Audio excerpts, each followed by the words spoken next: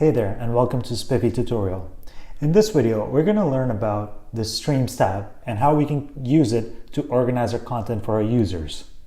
Now going back to the quizzes option, within the custom quizzes, these are all the quizzes that you have created for your team. You'll have the ability to view the quiz name, the date it was created, the stream and stream level, which we will talk about it in just under a minute, and then who is it assigned to, what state they're in, and you can have the option to either view or click on actions to edit, clone, or close a quiz.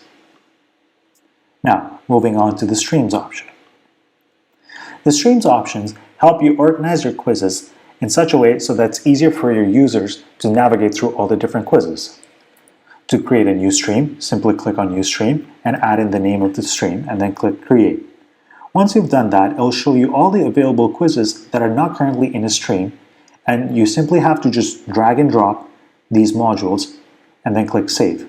But before you click Save, you can even change the order of the quizzes within that same stream and then click Save. Once you've done that, you can go back to the Streams option and you can even reorder the different types of streams that you have made for your team. And once you have selected the desired stream order, click on Save. Well, that's it for the Streams option. Should you have any questions, please feel free to reach out to us and we would be happy to help. Until next time.